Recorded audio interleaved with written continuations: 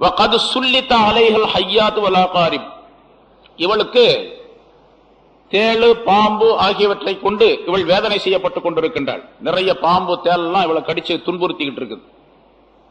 அந்த பாம்பு தேள் அப்படின்னு சொன்னா உலகத்தில் உள்ளதை போல அல்ல.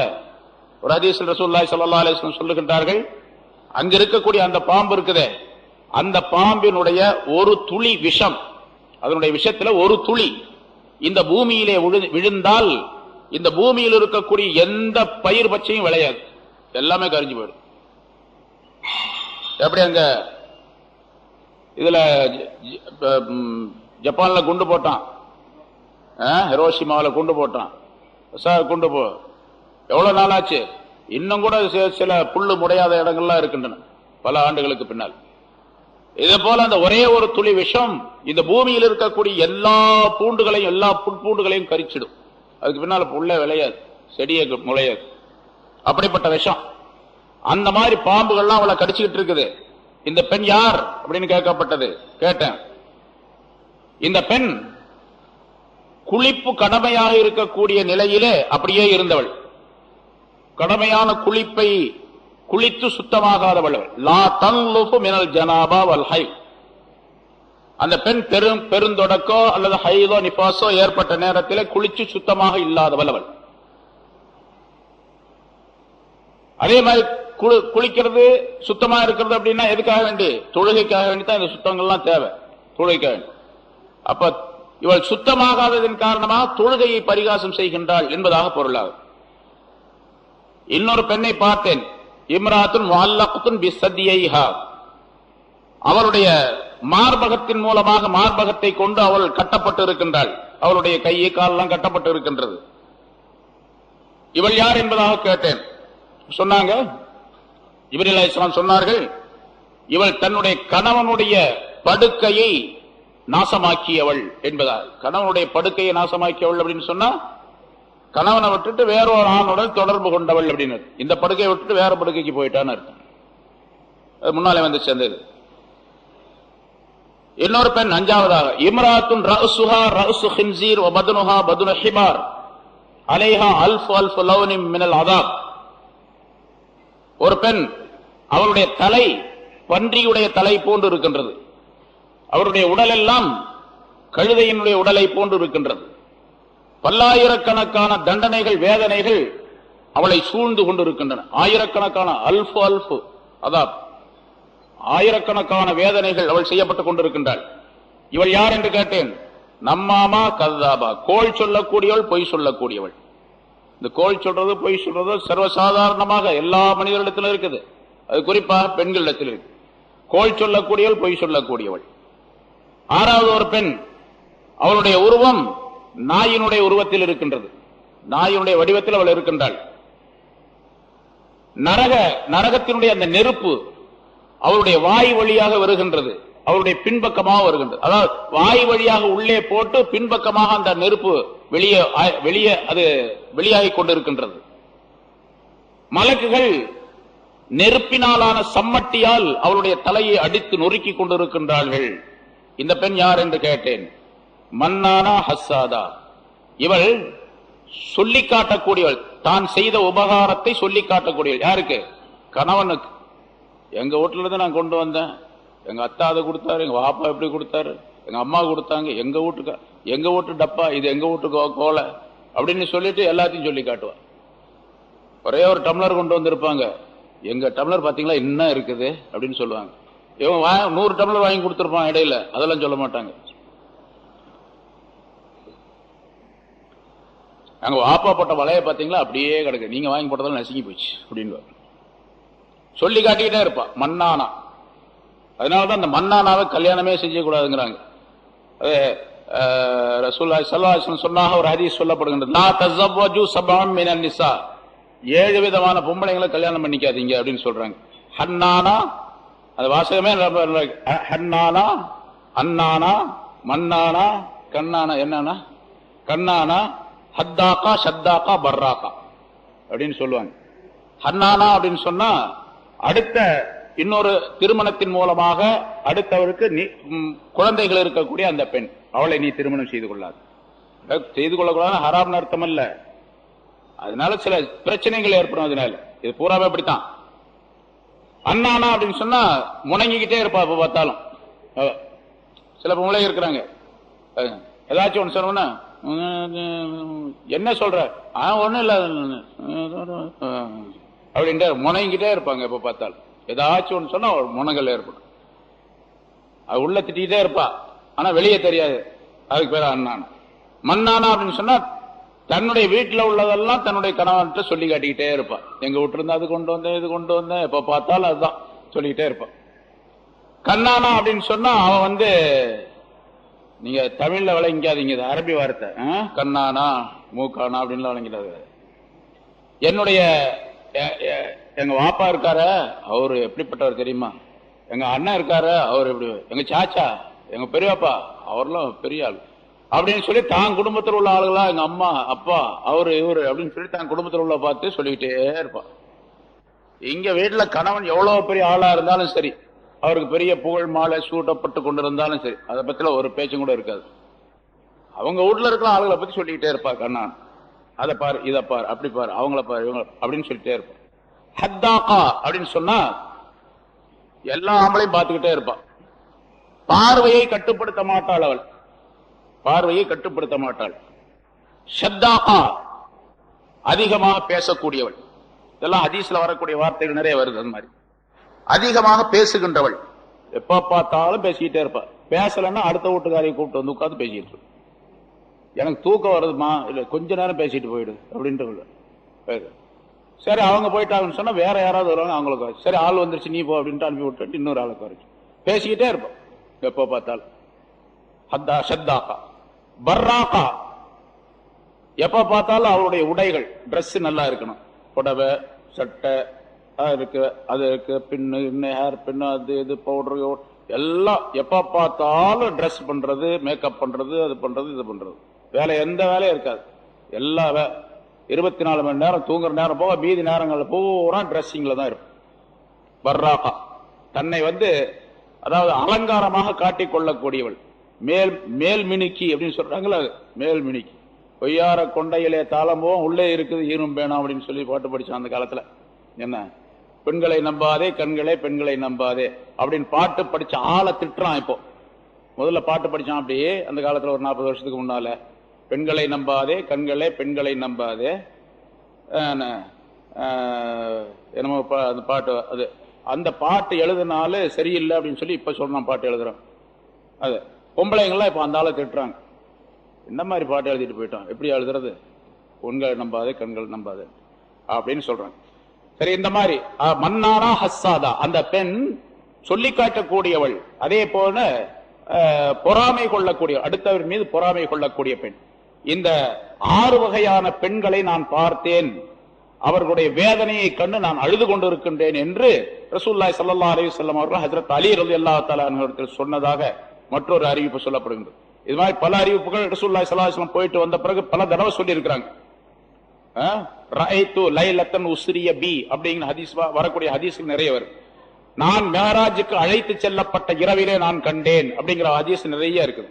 அது மாதிரி பல ஹதீஸ்கள் இருக்கின்றன. ஆக ரசூலுல்லாஹி ஸல்லல்லாஹு அலைஹி வஸல்லம் அவர்களை அல்லாஹ் தஆலா மேராஜுக்கு அழைத்து சென்றது 1 2 அல்ல, பல்லாயிரக்கணக்கான நிகழ்வுகள், பல்லாயிரக்கணக்கான செய்திகள் மனித சமுதாயத்திற்கு கொடுக்கப்படுவதற்காக வேண்டி, தெரியப்படுத்தப்படுவதற்காக அல்லாஹ் தஆலா அதை ஏற்பாடு செய்திருக்கின்றான். அல்லாஹ் தஆலா ஒரு அற்புதமான அந்த நிகழ்ச்சியின் மூலமாக பலவிதமான படிப்பினைகளை நமக்கு ஏற்படுத்தி தந்திருக்கின்றான். அதை பெற்று வாழக்கூடியவர்களாக நாம் இருக்க வேண்டும். குறிப்பாக தொழுகை சம்பந்தப்பட்ட விஷயம் நிறைய சொல்லப்பட்டது.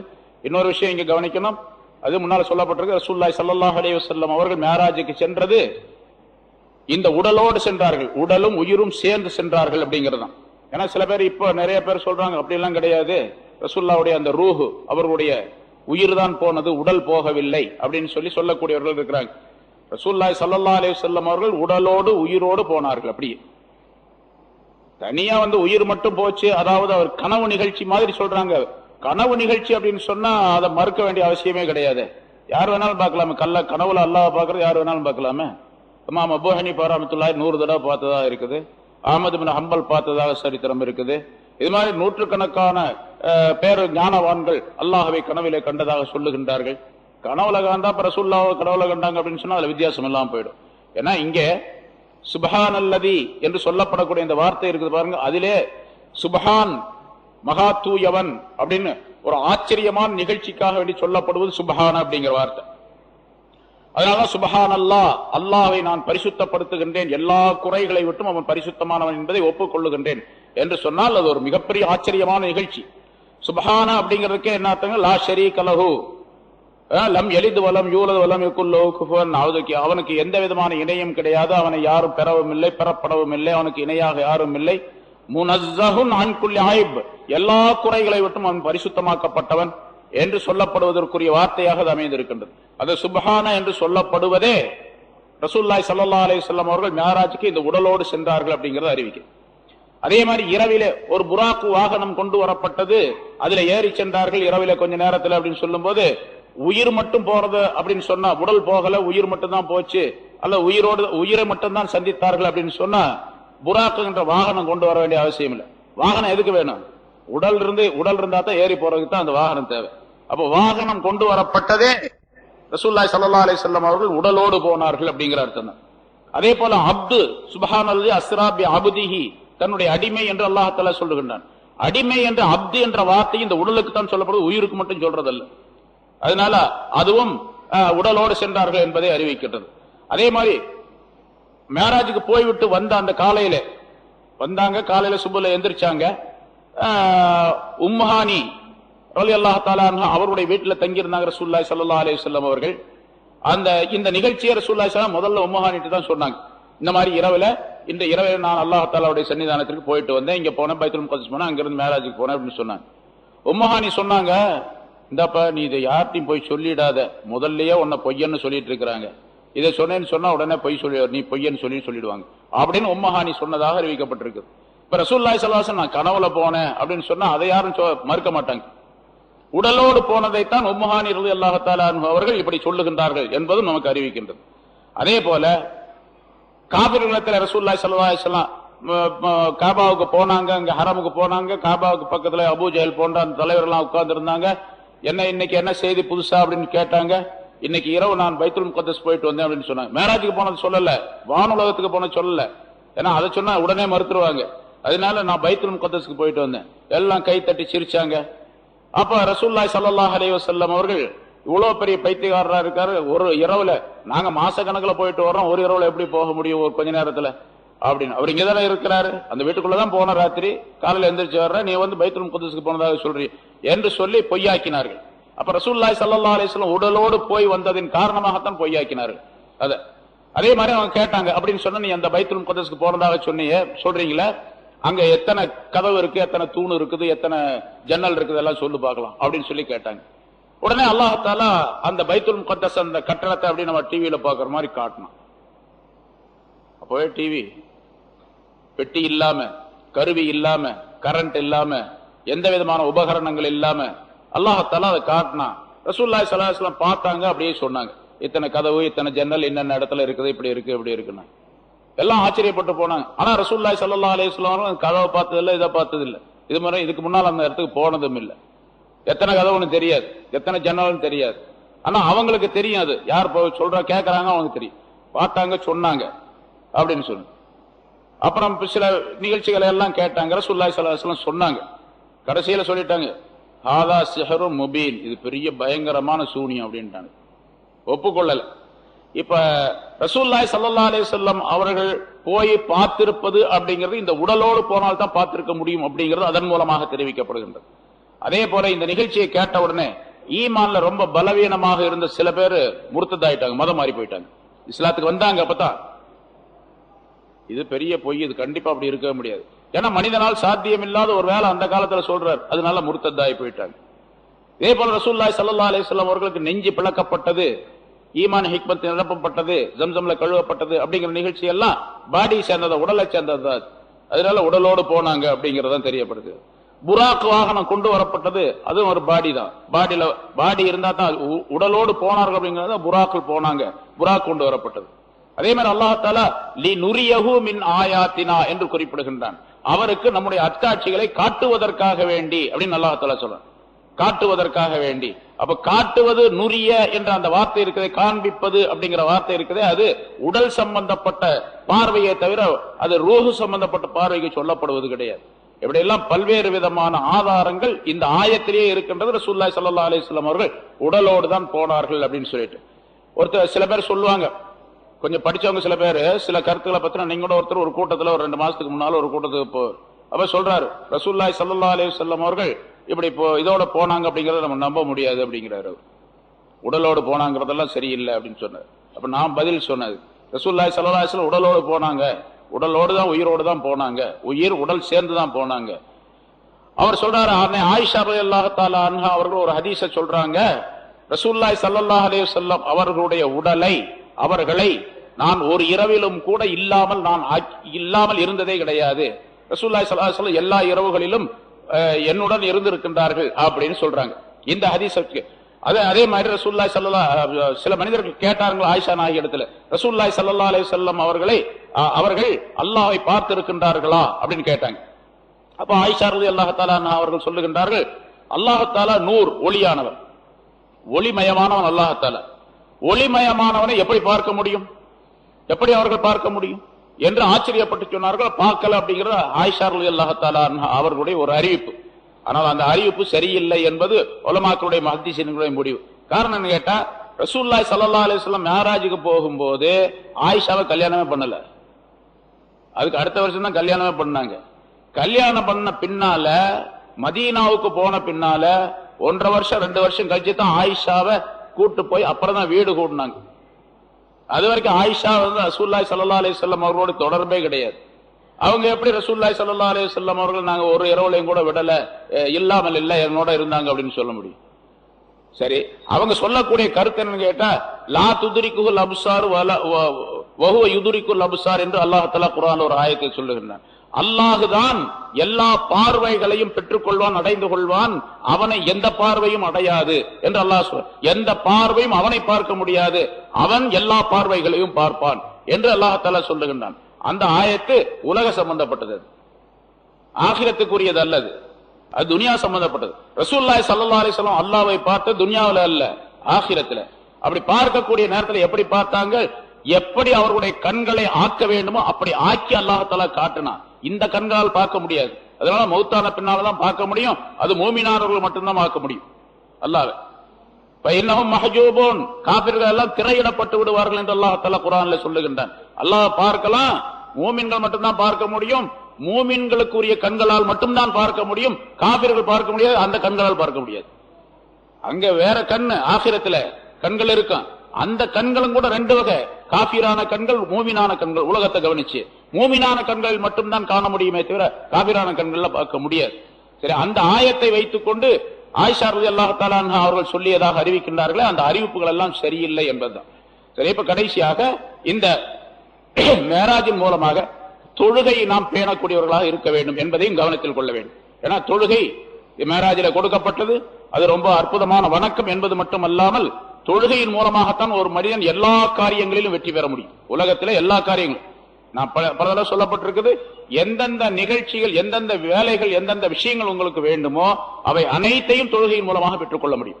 உடல் சம்பந்தப்பட்டதாக இருந்தாலும் சரி, பொருளாதாரம் சம்பந்தப்பட்டதாக இருந்தாலும் சரி, அல்லது வேறு எந்த நிகழ்ச்சிகளாக இருந்தாலும் சரி. இப்ப சமுதாயத்தில் ஏற்பட்டிருக்கக்கூடிய பல பிரச்சனைகள் இருக்கின்றன, பல பிரச்சனைகள் இருக்கின்றன. எந்த பிரச்சனையா இருந்தாலும் சரி, சின்னதா இருந்தாலும் சரி, பெருசா இருந்தாலும் சரி. ஒருத்தர் கல்யாணம் ஆகணும்னு நினைக்கிறாரு, காசு இல்ல, தொழுகையின் மூலமாகவே அவர் நினைக்கக்கூடிய அந்த கல்யாண காரியங்களை அடைந்து கொள்ள முடியும். அந்த கல்யாணம் எப்படி நடக்கணும்னு விரும்புறாரோ அப்படி அல்லாஹ் தஆலா ஆக்கி கொடுத்துருவான் தொழுகையின் மூலமாக. நாம் செய்யக்கூடிய அந்த தொழுகை மிகச் சரியாக இருக்க வேண்டும், ஜாக்கிரதையா இருக்க வேண்டும். தொழுகையில் அப்படி எப்படி என்றெல்லாம் இருக்கக்கூடாது. இப்ப தொழுகையை போட்டு கெடுத்து நாசமாக்கி ஒரு விதமா தொழுகையெல்லாம் பூராமே வேடிக்கையாக ஆக்கி அடுத்தவருக்கும் மற்ற தனக்கும் இடையூறு தரக்கூடிய தொழுகையாக ஆக்கி வைத்திருக்கின்றார்கள். சில வாலிபர்களை பார்க்கின்றோம், குழப்பவாதிகள் செய்யக்கூடிய அந்த விஷயம். தொழுகிறான் பாருங்க, தொழுகிறது மாதிரியா தெரியுது, தொழுகிறதே தெரியல, தொழுகிற மாதிரியே தெரியல, தொழுகையும் அல்ல. சொல்ல போன ஷரியத்துடைய அமைப்புல நோக்கத்தை இதுல பாத்தீங்கன்னா, வியூல பாத்தீங்கன்னு சொன்னா அது தொழுகையே அல்ல. கையை இங்க கட்டிக்கிறோம், இப்படி கட்டுறோம், இந்த பக்கம் ஒரு இடி, இந்த பக்கம் ஒரு லெப்ட்ல ரைட்ல இருக்கிறவங்க 2 பேத்துக்கு 2 இடி, காலை அகட்டிக்கிறோம். நான் சொல்றது எல்லா இடத்துலயும் ஆட்டுதல் நீட்டுதல், அகட்டுதல், 3 காரியங்களை கொண்டு தொழுகிறாங்க. ஆற்றது விரல்ல, நீட்டுறது ஆமீன். ஒரு ஊருக்கு போயிருந்தேன் இப்ப சமீபத்தில். என்ன சத்தம் போடுறாங்கிறீங்க? ஆமீன் நீங்க சொன்னா டவுட் வரை இங்க சத்தம், அவ்வளவு பெரிய ஆமீன். ஆமீன் சொல்லி முடிக்கணும் 4-5 ஆயத்து ஓதிடலாம். சூரத்தில் ஃபாத்திஹா ஓதி முடிச்சிடலாம். அவ்வளோ நேரம் ஏற்றான் ஆமீன். என்ன போடுறாங்க தெரியல, பயங்கரமா இருக்குது அந்த ஆமீன். அதே மாதிரி அகற்றுறது, காலை அகட்டிக்கிறது. காலை அகட்டி 2 பேர் நிக்கக்கூடிய இடத்துல ஒரு ஆள், இங்க ஒரு ஆள் நிக்கிறாரு சப்புல, எப்ப பார்த்தாலும் முன்னால வந்து நின்றுக்கிறாரு. காலை அகட்டிக்கிட்டு கையை இங்க கட்டிக்கிட்டு, கழுத்துல கட்டுறது, தொப்புளுக்கு மேலே தொப்புளுக்கு கீழே. இந்த கழுத்துல கட்டுறது அப்படின்னு சொன்னா அல்லாஹ் வஜாலனா அகலான் ஃபி ஆனாகிஹிம் என்ற ஆயத்தில் அல்லாஹ் சொல்லுகிறான், நரகவாசிகள் தான் கையை அப்படி கட்டி இருப்பாங்களாம். கழுத்துல சங்கிலி போட்டு கட்டப்பட்டிருக்கு உங்களுக்கு நரகவாசிகளுக்கு. சூரத் யாசின் அல்லாஹ் சொல்லி காட்டுங்க. அது மாதிரி அவங்க கட்டுறது நரகவாசிகளுடைய தக்பீர் கட்டுறாங்க. இன்னைக்கு எவ்வளவு பாருங்க. இப்போ ஒரு இது சமீபத்தில் ஒரு இது வந்துச்சு, அரைக்கால் சட்டை போட்டுக்கிட்டு தொழுகலாம், அதான் ஆப் டிராயர் போட்டுக்கொண்டு தொழலாம், அது ஹதீஸ்ல இருக்குது அப்படின்னு சொல்லிட்டு ஒரு ஹதீஸை சொல்லி, அந்த ஹதீஸுக்கு தப்பா அர்த்தம் சொல்லி அதை அரைக்கால் டவுசர் போட்டு தொழுகலாம். இன்னொருத்தர் சொன்னார் இல்ல அஜர்த்த அம்மனமாவே தொழுகலாம், நிர்வாணமாவே தொழுகலாம்னு சொல்லியிருக்காரு. ரொம்ப வசதியா போச்சுப்பா, ஒண்ணு கடையை ஜவுளி கடையே தேவையில்லை, அப்போ எல்லா கடையும் எடுத்துட வேண்டியதுதான். அரைக்கால் டவுசர் போட்டு தொழுகலாம் அப்படின்னு சொல்லிட்டு ஒரு ஹதீஸை கொடுக்குறான் பாருங்க. அது எவ்வளவு தப்பான ஹதீஸ் அப்படிங்கிறதுக்காண்டி அந்த விளக்கம் சொல்றதுக்காண்டி உங்களுக்கு நான் சொல்லி காட்டுறேன். அது அரபியை போட்டு தான் எழுதியிருக்கிறான், அர்த்தம்லாம் சரியாத்தான் எழுதியிருக்கிறான். கடைசியில தன்னுடைய கருத்தை அந்த ஹதீஸுக்கு கொடுத்து தப்பா சொல்லியிருக்கிறான் அந்த இடத்துல. வான் அபீ ஹுரைரா قال قام رجل الى النبي صلى الله عليه وسلم فساله عن الصلاه في الثوب الواحد. ஒரு மனிதர் வந்து ரசூலுல்லாஹி ஸல்லல்லாஹு அலைஹி வஸல்லம் அவர்களிடத்துல ஒரு துணியில தொழலாமான்னு கேட்டார். ஒரு துணி உடுத்திக்கிட்டு தொழலாமா? தொப்புல இருந்து முழங்கால் வரைக்கும் மறைச்சிருக்குங்க, ஒரு துண்டு ஒரு வேட்டி கட்டி இருக்காரு, தொழலாமா? ஸல்லல்லாஹு அலைஹி வஸல்லம் சொன்னாங்க, அவகுல்லுக்கும் யஜிது ஸௌபைனி, உங்களில் ஒவ்வொருவரும் 2 துணிகளை பெற்றுக் கொள்கிறீர்களா அப்படின்னு கேட்டாங்க. அந்த காலத்துடைய சஹாபாக்களுடைய நிலை, 2 துணி பெரும்பாலானவர்கள் இருக்காது, ஒரு துணி தான் இருக்கும். அந்த ஒரு துணியை வேட்டி மாதிரி கட்டிக்கிட்டு, அந்த ஒரு துணி எப்படி கட்டணும் ரசூலுல்லாஹி ஸல்லல்லாஹு அலைஹி வஸல்லம் சொல்லி அவங்களே கட்டிருக்காங்க. சில நேரங்கள்ல வேட்டி மாதிரி இருக்கக்கூடியத 2 நுனி இருக்குது பாருங்க, அது 2 எடுத்து பின்னால் கழுத்துல இந்த பக்கத்துல முடிச்சு போட்டுக்கிட்டா நெஞ்சு மறைச்சிக்கும், முழங்காலும் மறைச்சிக்கும், இது மறைச்சிக்கும். அப்படித்தான் வந்து ஒரு துணியில தொழுது இருக்கிறாங்க. உங்கள ஒவ்வொருவரும் 2 துணியை பெற்றுக் கொள்ளுகிறீர்களா? இல்ல, அதனால 2 துணி, ஒரு துணி இருந்தா தொழலாம், அதனால ஒரு துணியில தான் தொழுகணும்னு அர்த்தம் இல்ல. ஒரு துணி உள்ளவர்கள் ஒரு துணியில தொழலாம், 2 துணி கிடைக்கல அவங்களுக்கு, அதனால ஒரு துணியில தொழலாம் அப்படின்னு. சும்மா சால ரஜுலுன் உமர, பிறகு ஒரு மனிதர் உமர் ரலியல்லாஹு தஆலா கேட்டாரு. கால அவங்க சொன்னாங்க, அதாவது ஒரு துணியில தொழுகலாமான்னு கேட்டாங்க. கூடும், அதாவது ஒரு துணி இருந்தா ஒரு துணியில தொழுதுங்க அப்படின்னு சொல்லிட்டு சொல்றாங்க. இதா வஸ்ஸா அல்லாஹு ஃபௌசிஉ, அல்லாஹ் தஆலா ஒரு வசதியான நிலையை ஏற்படுத்தினால் நீங்கள் விரிவாக செய்து கொள்ளுங்கள். 2 துணி அல்லாஹ் தஆலா கொடுத்தான், 2 துணி போட்டுங்க. அதுக்கு மேல கொடுத்தான் 3 துணி போடுங்க. அதுக்கு மேல கொடுத்தான் 4 துணியை போடுங்க. போட்டலாம்ல. ஒரு வேட்டி கட்டி கையில கட்டி இருக்காரு, பனியன் போட்டிருக்காரு, சட்டை போட்டிருக்காரு, தொப்பி போட்டிருக்காரு, பனிக்கன் மேல ஒரு கோட்டு போட்டிருக்காரு, அல்ல சூட் போட்டிருக்காரு, அதுக்கு மேல ஒண்ணு போட்டுக்கிறாரு. குளிர் ஜாஸ்தியா, குளிர்னா ஊர்ல போனா இப்ப ஊட்டி கொடைக்கானல் அந்த மாதிரி ஊட்டி எல்லாம் போனீங்கன்னு சொன்னா உள்ள பனியன் போட்டிருப்பாரு, அதுக்கு மேல ஒரு சொட்டர் போட்டிருப்பாரு, அதுக்கு மேல ஒரு சட்டை போட்டிருப்பாரு, அதுக்கு மேல ஒரு கோட்டு போட்டிருப்பாரு, அதுக்கு மேல ஒரு 100 பெரிய கோட்டு போட்டிருப்பாரு. போட்டு தொழு வைக்கிறாரு. பார்க்கலாம் நீங்க எப்படி அவசியம். உங்களுக்கு அல்லாஹ் தஆலா வசதியை கொடுத்தா வசதியா ஏற்படுத்திக் கொள்ளுங்கள். ஜமா ரஜுலுன் அலைஹி சியாபஹு ஸல்லா ரஜுலுன் ஃபீ இஸாரின் வரிதாஇன், ஒரு மனிதர் தன்னுடைய துணிகளை சேகரித்துக் கொண்டு அந்த மனிதர் ஒரு வேஷ்டி, ஒரு மேல் போர்வை, ஒரு வேஷ்டி ஒரு போர்வையில் தொழுதார். ஃபீ இஸாரின் வ கமீஸின், ஒரு வேஷ்டி ஒரு கமீஸிலே தொழலாம் அப்படிங்கிற கருத்தை சொல்றாங்க. ஃபீ இஸாரின் வ கபாஇன், பாருங்க 2 துணியா சொல்றாங்க. அப்புறம் ஒரு வேஷ்டி ஒரு கபா, கபான்னு சொன்னா இந்த அரபி சட்டை போடுறோமா நீளமா, அது கபா ஒரு பெரிய சட்டை அங்கி, அதுல தொழலாம். ஃபீ சர்வ சராவீல வரிதாஇன், ஒரு கால் சட்டை ஒரு மேல் போர்வை ஆகியவற்றை 2ல தொழலாம். வஃபீ சராவீல வ கமீஸின், ஒரு கால் சட்டை ஒரு கமீஸ் போட்டு தொழலாம். வஃபீ சராவீல வ கபா, ஒரு கால் சட்டை ஒரு கபா பெரிய அங்கி, அதன் மூலமா தொழலாம். ஃபீ துப்பான் வ கபா, ஒரு அரைக்கால் சட்டை ஒரு நீள அங்கி ஆகியவற்றை 2 துணியில தொழலாம். ஃபீ துப்பான் வ கமீஸ், ஒரு அரைக்கால் சட்டை ஒரு கமீஸ் ஆகியவற்றில தொழலாம் என்று இந்த 2 சொல்றாங்க. இந்த ரெண்டு உடையா சொல்லிட்டு இது என்னன்னு கேட்டா கடைசியில வரக்கூடிய அரைக்கால் சட்டையில 2 வருது. அரைக்கால் சட்டையும் ஒரு நீள பெரிய அங்கியும் போட்டு தொழலாம் அப்படின்னு சொல்லும் போது, பெரிய நீளமான அங்கி போட்டுக்கிட்டாவே அவுரத்தெல்லாம் மறைச்சிடும். கழுத்துல இருந்து வரைக்கும் கடைசி கீழே வரைக்கும் இருக்குது. நம்ம போட்டு அரபி தோப்பு போட்டு வர்றோம்ல அந்த இது. சரி, உள்ள போடுறதுக்கு என்ன பண்றாரு, அரைக்கால் சட்டை போட்டிருக்காரு அவரு, ஒரு டிராயர் அண்டர்வேர் போட்டிருக்காருன்னு வச்சுங்க. கூடுமா கூடாதா? கூடும் முதல்ல. 2வது துப்பான் கமீஸ், அரைக்கால் சட்டையும் ஒரு கமீஸ். இங்க கமீஸ் சொன்னா ஹதீசுகள்ல வரக்கூடிய கமீஸ், இந்த கமீஸ்ல இப்ப நீங்க எல்லாம் போட்டிருக்கீங்க பாருங்க, இது நசாராக்கள் கண்டுபிடிச்சது. இது அதை நம்ம போட்டுக்கிட்டு இருக்கிறோம். இப்போ கமீஸ் சொன்னாவே இப்ப அந்த காலத்துல நீங்க பாக்கலாம், அந்த கமீஸ் உள்ளவங்க இந்த மாதிரி ஓப்பன்லாம் இருக்காது, ஃபுல்லா இருக்கும். இப்போ சில பேர் போட்டிருக்காங்க, இந்த ஆம்பூர் வாணியம்பாடு அந்த பக்கம் பழைய ஆளுகள்லாம் போட்டிருப்பாங்க. அந்த கமீஸ் கீழே வரைக்கும் இருக்கு, முழங்கால் மறைச்சிக்கிட்டு இருக்கும். அதுக்கு பேர் கமீஸ். கமீஸ் சொன்னா இந்த கப்பு வச்சு பட்டன் வச்சு இப்படி மூடுற மாதிரி. ஜுப்பான்னு சொன்னா, கபான்னு சொன்னா இந்த மாதிரி ஓப்பனா இருக்கு, இந்த மாதிரி ஜுப்பா மாதிரி போடுறது. அந்த கமீஸுக்கு தான் சொல்றதே தவிர, இங்க நம்ம போடுற இந்த கமீஸுக்கு இவர் போட்டிருக்கிற கமீஸ் அடையாளம் இது வச்சுக்கிட்டு இதுதான் கமீஸ் நினைச்சுக்கிட்டு அவர் அரைக்கால் டவுசரு கமீஸும் போட்டு தொழுதாங்க அப்படின்னு சொல்றாரு. சரி, அப்படி வச்சுக்கிட்டாலும் கூட இங்க ஒரு கமீஸும் ஒரு அரைக்கால் சட்டை 2 வருது. இவர் என்ன சொல்றாருன்னா, கடைசியில அரைக்கால் டவுசர் அணியும் போது பாதி அளவுக்கு தொடை தெரியும் என்பதில் சந்தேகமில்லை. எனவே ஒருவர் அரைக்கால் டவுசர் அணிந்து தொழுதால் அதை குற்றம் என்று கூற மார்க்கத்தில் எந்த ஆதாரமும் இல்லை. இவர் அரைக்கால் சட்டை போடலாங்கிறதுக்கு ஆதாரம் இல்லையே முதல்ல இந்த ஹதீஸ்ல. அதான் எழுதியிருக்கான், ஒரு மேலாடை அணிந்தும் ஒரு அரைக்கால் டவுசர் அணிந்தும் ஒரு சட்டை அணிந்தும் தொடலாம் அப்படின்னு இருக்கு. ஒரு அரைக்கால் டவுசர் ஒரு மேலாடை அணிந்தும் ஒரு அரைக்கால் டவுசர் ஒரு சட்டை அணிந்தும் தொழலானார்கள் அப்படின்னு எழுதியிருக்காரு. இதுல அரைக்கால் டவுசர் மட்டும் போட்டுக்கிட்டு தொழலாம் எங்க இருக்குது? ஆனா ஹெட்டிங் என்னன்னு கேட்டீங்கன்னு சொன்னா, அரைக்கால் டவுசர் அணிந்து தொழலாம். கடைசியில் ஆதாரம் எழுதிருக்கு, இதுக்கு மாத்தமா தொழுது ஆதாரம் இல்லைன்னு வேற எழுதியிருக்கோம். எவ்வளவு பெரிய குளறுபடி பாருங்க. இது மாத்தா எல்லா விஷயங்களும். ஆனா மக்களுக்கு தெரியறது இல்ல. ஜனங்களுக்கு என்ன தெரியும்? தெரியாது. அவர் என்ன சொல்றாரு அப்படிங்கிறது தெரியாது. அரபி வாசிக்கா, அரபியில் எழுதி பதில் எழுதி, இது தமிழ மொழிபெயர்த்து எழுதியிருக்காரு, தப்பா ரைட்டா அப்படிங்கறதே தெரியாது. இப்ப இவ்வளவு பெரிய தப்பு எழுதிட்டு அரைக்கால் டவுசர் போட்டுக்கிட்டு தொழலாம் அப்படின்னு சொல்றாரு. அதான் நான் சொன்னேன், இப்ப தொப்பி போட வேணாம்னு சொல்றாருல, தொப்பி தேவையில்லைன்னு சொன்னாரு. தொப்பி போடாம நிறைய பேர் தொழுகிறாங்க, தொப்பி போடாம தொழுகிறாங்க. அவர் வேணான்னு சொன்னதுனால சரின்னு தொப்பி போடாம தொழுகிறாங்க. இப்ப அவர் அரைக்கால் டவுசர் போடலாம்னு சொல்லியிருக்காருல்ல, எல்லாத்தையும் காட்டிடணும், பனியனும் போடக்கூடாது. அரைக்கால் டவுசர் மட்டும் போட்டுக்கிட்டு புருஷமாக பள்ளியாசலுக்கு யாராவது வாங்க பார்க்கலாம். அந்த ஆளுங்க யாராவது இருந்தா அவங்களை கூப்பிடுங்க, சொல்லுங்க, அவங்கள்ட்ட போய் சொல்லுங்க, அரைக்கால் டவுசர் மட்டும் போட்டுக்கிட்டு பள்ளியாசலுக்கு வர சொல்லுங்க. நம்ம பள்ளியாசலுக்கு இல்ல, எந்த பள்ளியாசலுக்கு வேணா போகட்டும். இந்த முதுகுல டின்னு கட்டுறதுன்னு சொல்றாங்க பாருங்க, கட்டிட்டு தான் வரணும், சும்மா வர முடியாது அரைக்கால் டவுசர் போட்டுக்கிட்டு. எவ்வளவு பெரிய அநியாயம் பண்றானுங்க பாருங்க. இன்னொருத்தர் சொன்னாரு, நிர்வாணமாவே தொழலான்னு சொல்லியிருக்காருங்க, இது பெரிய அதிசயம் அல்ல அப்படிங்கிறாரு. சரி, எப்படியாவது தொலை வரட்டும் பார்ப்போம் அப்போ அப்படின்னு சொல்லியிருக்கு.